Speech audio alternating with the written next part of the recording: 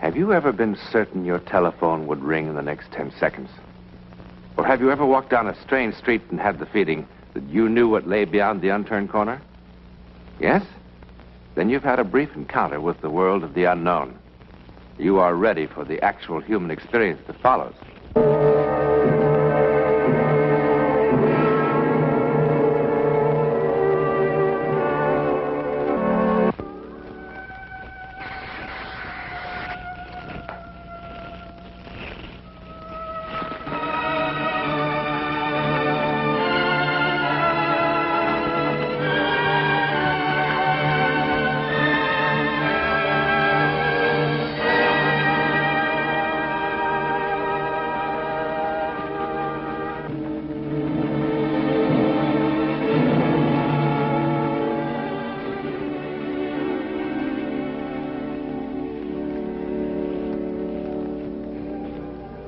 This is not merely a story of arson. They will put this fire out in time. No one will be hurt. But she who started the fire, what about her? You saw her face. She is not merely an arsonist. Look at her again.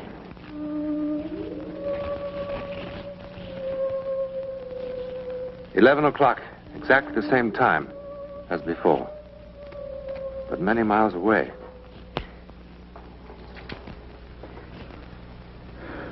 Bill, I'm going to be perfectly frank with you. I don't know what causes these fevers. They seem to be malaria, the way they come and go. But they're not quite like it.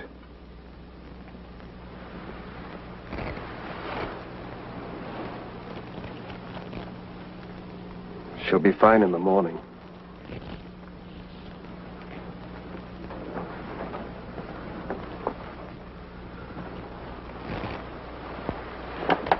That's the way it's been. In the morning.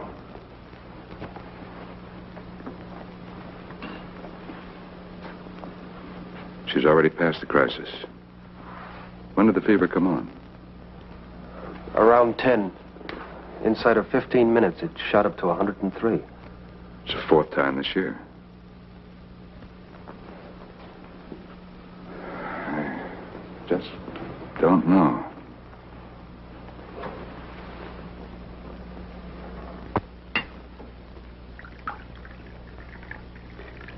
Oh, dear. Another fire. At Leeburg this time. Fortunately, all the kids got out. Building was pretty well destroyed, though. Why, that's the fourth one this year, and they all seem to happen in the same sort of place. The last one was at a girls' school, you remember? I'd be willing to bet the same firebug's responsible for all of them. Well, now, how could that be? The girls' school, well, it was just on the border of Canada, and Leeburg is, well, it's only 2 hours from New York City. Down to Littlefield. Yeah, hide it someplace. It always upsets her to read about these fires.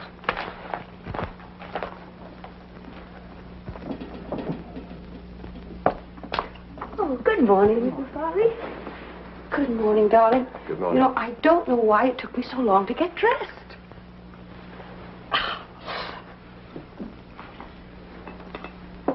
Well, such long faces for such a lovely morning. Well, you look so well. I declare I don't see how you can. Now, Mrs. Harry, I do not want to hear another word about last night.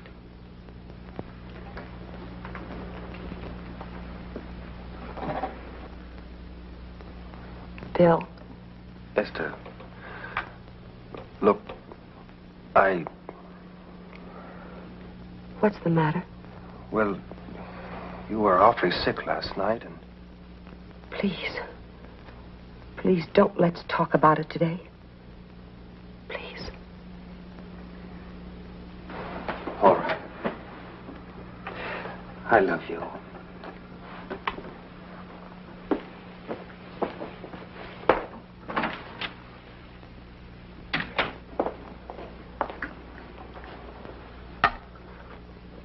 Oh, thank you.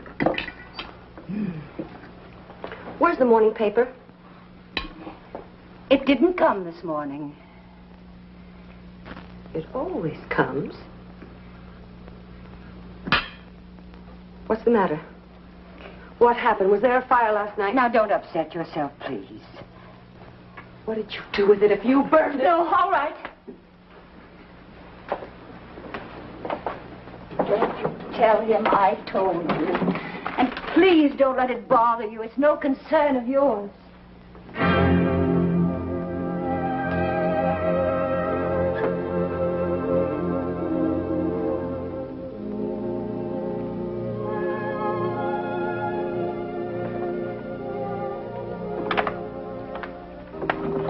Hello, Mrs. Quinton. Hello, Chief Wilson. It's very good of you to be so prompt. You said you had to see me. Yes. Won't you come in, please? Thank you.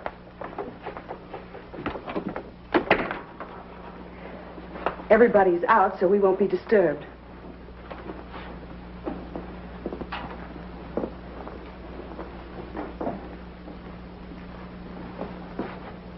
Won't you sit down?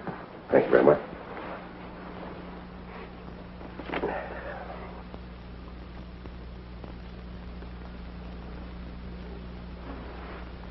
What was it you wanted to tell me, Mrs. Quinton? It's about those fires. I should have come to you some time ago, but I just couldn't bring myself to.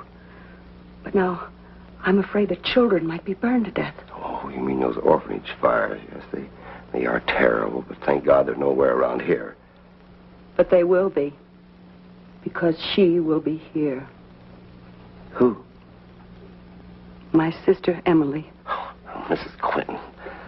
I know that she is the one that's responsible for setting all of those fires. How do you know that? I know. Because I can feel her mind working. What do you mean you can feel her mind? I always knew what she was thinking. You see, we're identical twins. I haven't seen her since we were 10. But I know what she's thinking. I see. Well, what about your sister? Does she know what you're thinking? No. No. And she never knew that I could read her mind. She had such terrible, horrible thoughts. Mrs. Quinton, I'm not sure I know what you're talking about. Everybody thought that she was kind and good and wonderful. That's what she wanted them to think. But I knew what she really was. And when those hideous fires started to break out, I kept hoping that somebody would catch her and put her away. Mrs. Quinton, have you talked this over with your husband? No. No, you see, my husband doesn't know I have a twin sister. Why not? Well,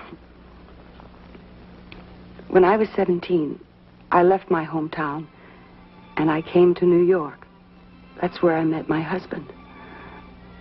And, well, it didn't seem to be any reason for me to tell him about the past. But now, I'm afraid. It's all right, I'll take care of it once, and just don't you worry about a thing, Mrs. Quinton. Do you have to involve my husband? I mean, you know, you can imagine how ashamed I am if there were any scandal. His family. No. I'll keep it very quiet. Just don't you worry, Mrs. Quinton. Thank you. Thank you.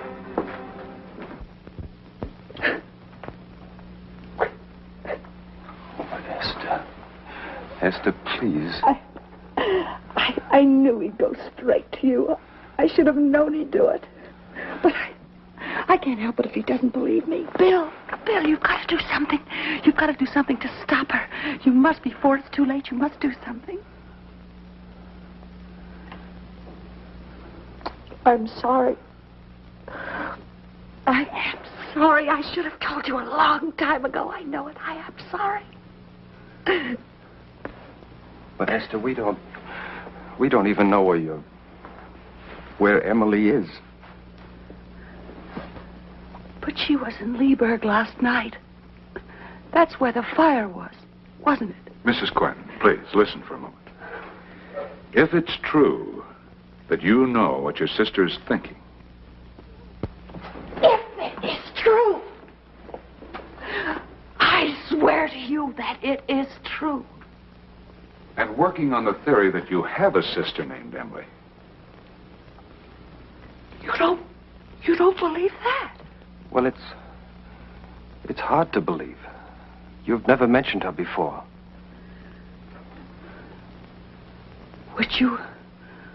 Would you believe me if Emily called me on the phone tonight?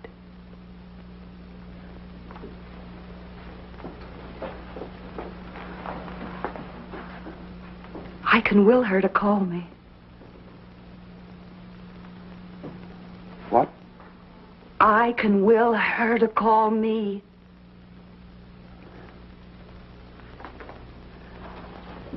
I can. If you can do that, then will her to stop setting fires. Oh, but I can't do that, Dr. Parks. Don't you think I have tried? Don't you think I've really tried?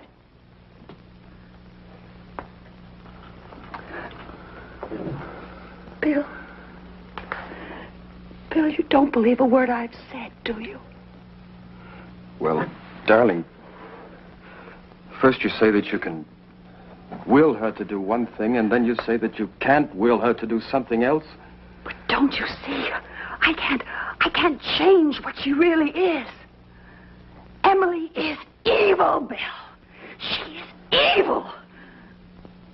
Oh, you think that I'm all imagining this, don't you? Don't you think that? No, you're worn out from the fevers. Sometimes people get strange fancies when they're ill, isn't that right? I am not insane, Bill. Don't you understand? I'm not insane. Oh, no, I am not ill, we're and not I'm not saying insane. that, Esther. We're not saying it. Emily will call here at 10 o'clock tonight. And when she does, I want you to answer the phone, Bill. And I want you to be here, Dr. Parks and Chief Wilson. And then perhaps you'll believe me.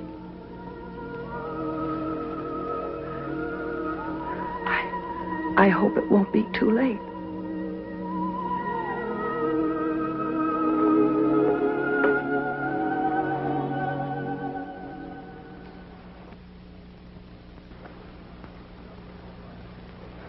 Well, if it's all right, I'll be going along then. Oh, certainly, Chief. Again, my apologies for wasting your time this way.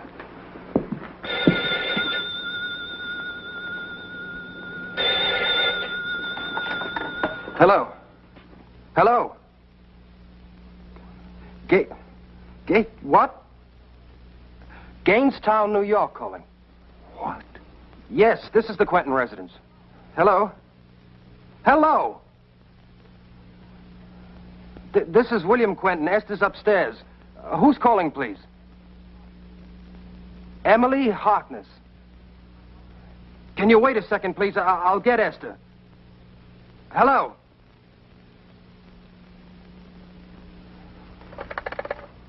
Central, we were cut off. Oh, thank you. She hung up. What did Emily say? She said, "This is Emily Harkness. Is Esther there?" When I asked her to wait, she laughed in a strange way and hung up. Bill!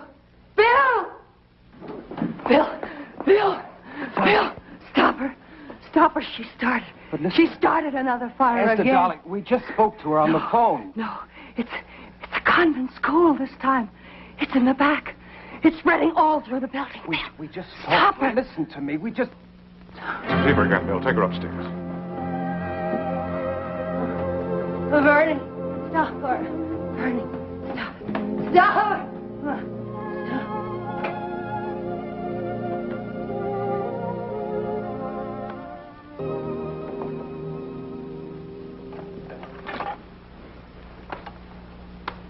Hello, Central.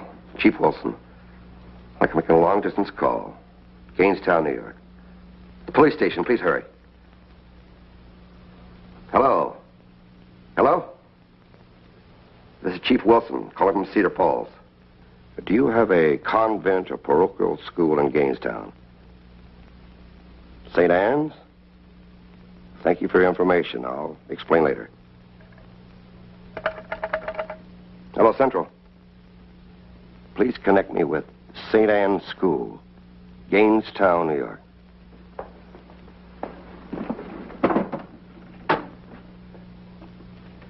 Hello, St. Anne's School? Yes, this is Sister Agatha speaking. Cedar Falls? Police chief? No, I wasn't asleep. What can I do for you, sir? Have you had a fire there this evening?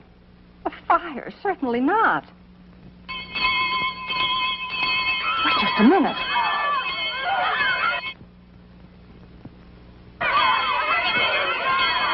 I can't talk now.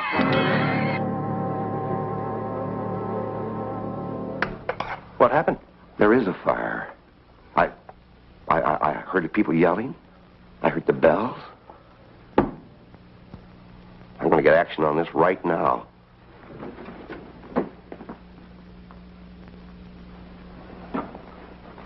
There's no sense bothering with Gainestown. She moves too fast for that. She must live somewhere. Your wife said she hadn't heard or seen her for some time, but other people have. Where did Mrs. Quinton used to live? Waterville. She was raised in the orphanage there. I'm off there right now. Bill, please tell me the truth. Did anything happen last night that was bad? I mean, I'm not talking about the phone call from Emily. Everything's all right. Try to eat something, dear. I'll try. Mr. Quentin, Chief Wilson. Oh, yes. Esther.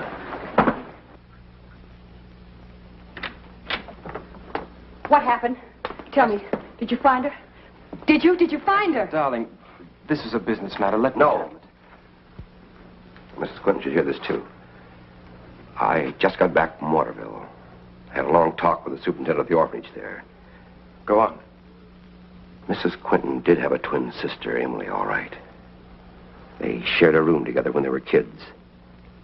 When they were 10 years old, there was a fire in that room. Emily died in that fire. She didn't. I tell you, she didn't. She didn't die. She didn't. I'm telling you that she didn't. No, she didn't. No.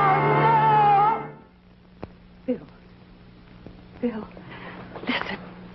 Now, you talked with Emily on the phone. And Dr. Parks, you heard him. And so did Chief Wilson. Now, you can't deny that, either of you. Can you? You can't. You just can't deny that you heard them. And wouldn't I have known if my very own sister were burned to death in a fire? Esther, darling, for heaven's sake. I remember that fire.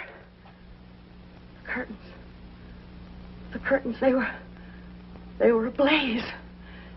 And they caught fire to a dress. And she was burned, but she didn't die. I tell you that she didn't die. Mrs. I tell Quinton, you, you must she didn't control die. yourself.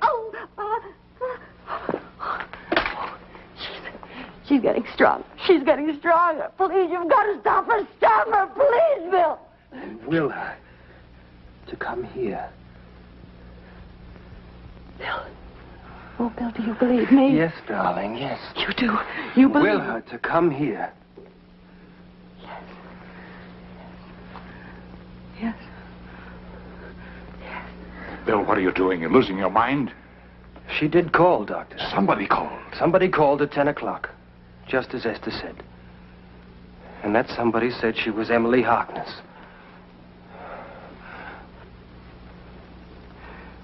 Will her to come here.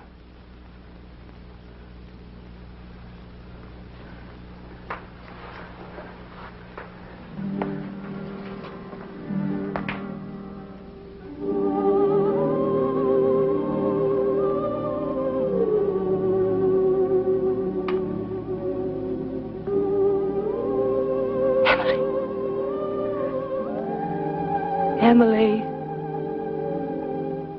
take the train tonight. Emily. The train. I'm sorry I kept you waiting. How's Mrs. Quinton? She'll be all right. Once we find Emily and put her away. But I told you that I don't Emily... care what you told me. Emily Harkness did call here last night, and there was a fire in Gainestown. The superintendent in Waterville must have made a mistake in the records. It wasn't a matter of just checking the records. The man was there at the time. He remembers the girls well. He remembers what happened. So does my wife. She said that her sister did not die in the fire, and I believe her. I didn't just check with the superintendent. I checked with 3 other people who were there at the time. They said that Emily was a sweet, lovable girl. And that her sister, your wife, was insanely jealous of her. They didn't say that Mrs. Quinton started the fire. It may have been an accident. May have been an accident. What are you trying to say? All I'm trying to say is, after it happened, Esther went into a high fever. She was out of her head for quite some time. After she got over it, she never mentioned her sister again. The folks at the orphanage thought it was better that way. I prefer to believe what I heard last night with my own ears. Good night, Chief.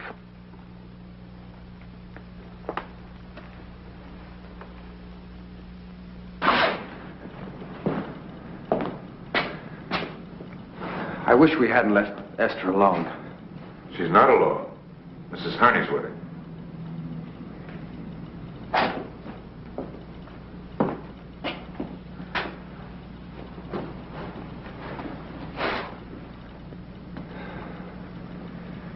It's warm in here.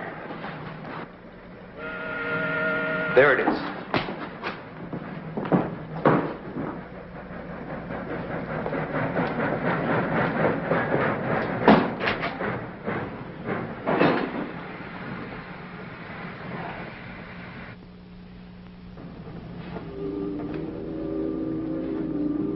Go.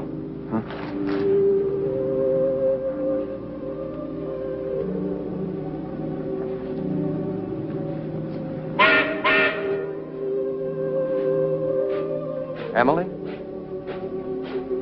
Emily?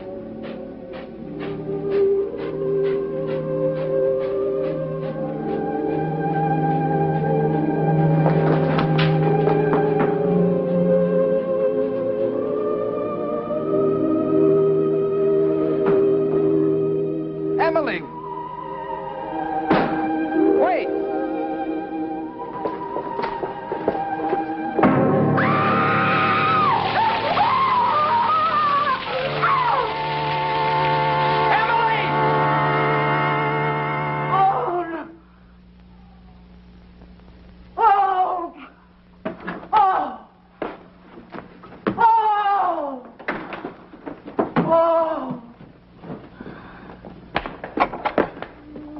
Esther? Esther? Esther? Oh! She's burned. She's burned. She's burned.